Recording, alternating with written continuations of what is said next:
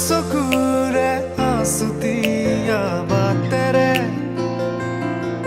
শুকুলাই জাক দাৱৰ নামে মই চমকো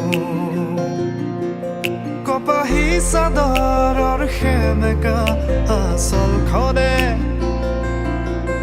মাতে আউসীত জোনাককে মই চমকো